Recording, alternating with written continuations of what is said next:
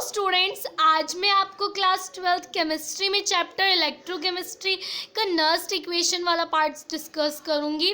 ये बहुत इंपॉर्टेंट है और बहुत स्कोरिंग भी है। Okay, let's start it. देखिए, electrode potential M N positive to M, ये है रिडक्शन पोटेंशियल। इलेक्ट्रोड पोटेंशियल है ये सेल का, equals to e not cell m N positive to m n, ये स्टैंडर्ड इलेक्ट्रोड पोटेंशियल है, minus r t upon n f l n m upon m N positive. ये जो M है, ये bracket में जो है, ये ब्रैकेट शो करता है कंसंट्रेशन, इनकी मात्रा। देखिए, concentration of solid is m, ये जो ये सॉलिड की होती है ये यूनिटी होती है, यूनिटी मीन्स 1 होती है। नेक्स्ट, अगर हम इसको 1 मान के इस इक्वेशन को लिखें तो ये हो जाती है ई, यानी कि electrode potential of cell m N positive to m n, e not cell का हो गया minus r t upon n f l n 1 upon m N positive, आपने 1 रख लिया।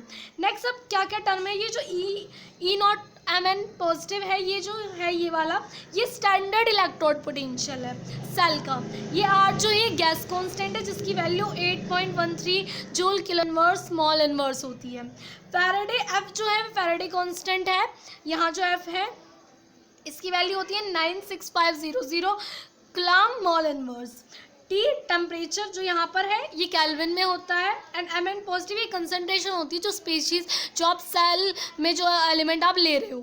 ठीक है, अब डेनियल सेल, इससे पहले वीडियो में मैंने डेनियल सेल को बहुत डीपली डिफाइन किया है। तो डेनियल सेल की रिएक्शंस क्या होती हैं कि Zn 2 positive plus 2 electron release करता है, Cu2 पॉजिटिव वही 2 इलेक्ट्रॉन लेके Cu बन जाता है। ये है इसकी separate half oxidation half reduction reaction. अगर अब वही रिएक्शंस को हम पूरी तरह से करें तो वो बन जाती है Zn plus Cu2 positive to Zn 2 positive plus Cu। अब इसको अगर हम सेपरेटली लिखें, एनोड की अलग लिखें नर्स्ट इक्वेशन और कैथोड की अलग लिखें, तो एनोड में क्या होता है, आपको मैंने पिछले में ट्रिक भी बताई थी, LOAN, यानी कि लेफ्ट ऑक्सीडेशन एनोड नेगेटिव। तो एनोड में क्या होगा, जो ऑक्सीडेशन था, तो Zn 2 पॉजिटिव टू 2 Zn बन जाता है, तो इसका standard electrode potential minus r t upon 2F इसलिए लिखा गया क्योंकि 2 इलेक्ट्रॉन्स थे, Ln upon 1 upon Zn 2 positive, ये कंसंट्रेशन लिखनी है। यहाँ पे 1 माना है क्योंकि Zn जब सॉलिड में था तब उसकी कंसंट्रेशन 1 थी। एट कैथोड, इसकी कैथोड की बात करें तो सेम वही रिएक्शन बैठती है, E equals to Cu2 positive to Cu बनता है, E not Cu positive to Cu minus r t upon 2F Ln upon 1 upon Cu2 positive, ये आपकी कॉपर के लिए होगी। अगर आप इन दोनों को एक साथ लेते हैं तो सेल पोटेंशियल क्या होता है, E nought E cell equals to होता है E cathode minus E anode. ये फॉर्मूला बहुत इंपॉर्टेंट है, आपको ये याद होना चाहिए। और अगर आप यही ई कैथोड जो ये थी रिएक्शन माइनस ई एनोड जो ये थी, आप इसको सॉल्व करते हो तो आप एक स्टैंडर्ड इक्वेशन निकाल के आते हो, e cell equals to e not cell minus r t upon 2F Ln Zn 2 positive upon Cu2 positive. अब ये आपको जो ये निकली ये स्टैंडर्ड नर्स्ट इक्वेशन। आप इससे आप कोई भी कंसंट्रेशन दे रखी हो, आप इससे अपना ई सेल निकाल सकते हो अगर आपको ई नॉट सेल पता है। देखिए, अब इसको ना आर टी, जब हम वैल्यू पुट कर देते हैं इसको और थोड़ा डिफाइन करने के लिए आर की वैल्यू पुट कर देते हैं। क्या बताई थी, 8.314 joule kilo inverse mall inverse.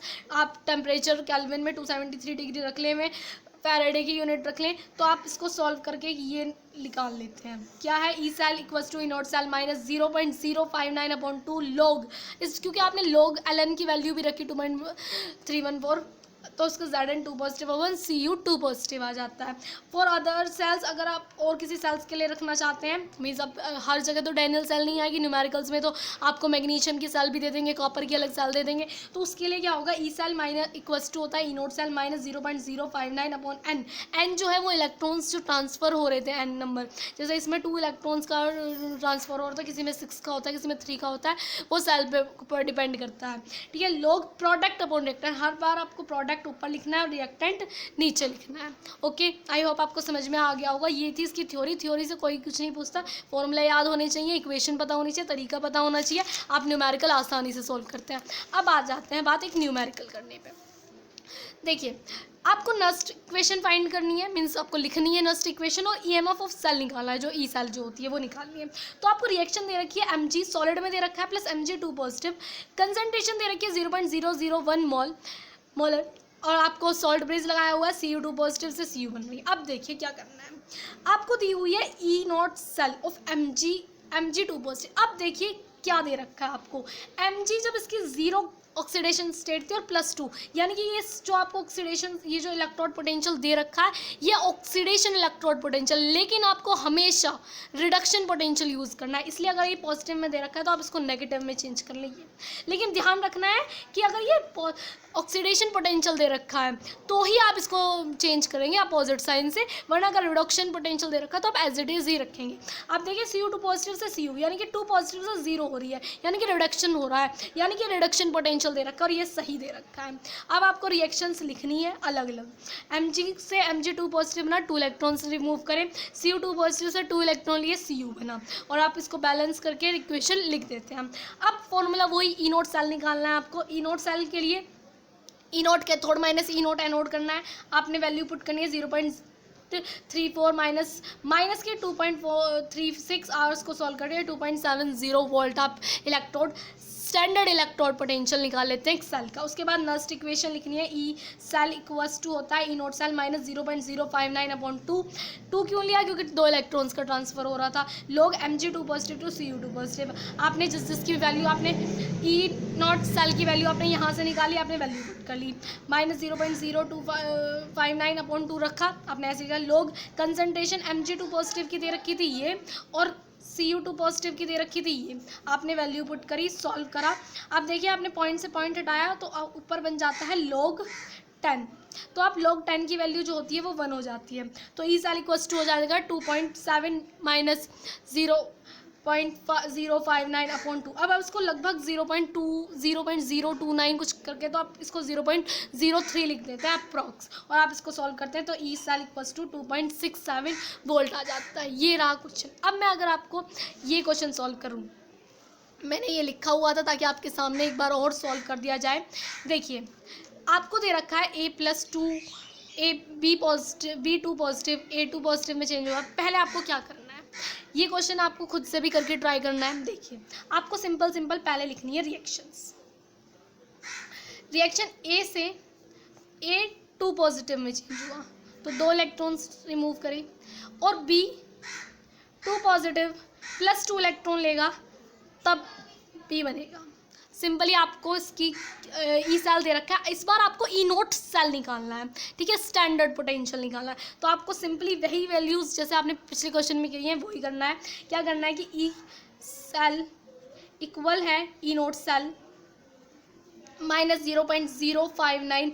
अब एन की वैल्यू क्या है, 2 इलेक्ट्रॉन्स का ट्रांसफर हुआ तो 2 लॉग। अब प्रोडक्ट था A2 पॉजिटिव और B, तो प्रोडक्ट क्या है A2 पॉजिटिव, क्या इसकी वैल्यू थी 0.0001 अपॉन प्रोडक्ट बना आपका 0.001। तो सिंपली आपको इसको चेंज करना है। आपको ई सेल आपकी वैल्यू दे रखी है 2.68 equals to e not cell आपको फाइंड करना है माइनस 0.059/2। आप इसको पॉइंट हटाएं, 3 आपने 0 लगा ली, पॉइंट हटाया आपने 4 0 लगा ली, आपने कट किया तो ये बैठ जाता है आपका log 1/10। आई होप आपको समझ में आया होगा, 1/10 बैठ जाता है। तो अगर आप इसको सॉल्व करते हैं तो ये 10 की पावर -1 लिख सकते हैं हम इसको। तो -1 अगर आ जाता है तो 2.68 equals to e not cell minus 0.059/2। ये माइनस ऐसे हो जाता है कि log 10 -1 हो जाता है, ठीक है, 10 -1 यानी कि -1 आगे आ जाता है। log 10 की वैल्यू आप 1 पुट करते हैं तो मल्टीप्लाई -1 से हो, तो ये हो जाएगा 2.68 equals to e not cell minus plus में हो जाएगा 0.059/2। जब आप इसको सोल्व करते हैं तो लगभग 0.03 बैठ जाता है। तो आप इधर पूछाएंगे तो 2.68 प्लस का इधर माइनस में होगा 0.03 ई नॉट सेल। आई होप आपको समझ में आ रहा होगा। अब इसको आप सॉल्व करें तो 2.65 वोल्ट ई नॉट सेल आ जाता है। आई होप आपको चीज़ें समझ में आ गई होंगी। आपको कोई भी प्रॉब्लम है आप प्लीज़ कमेंट में पूछ सकते हैं। If you like it please like share and subscribe my channel. Thank you.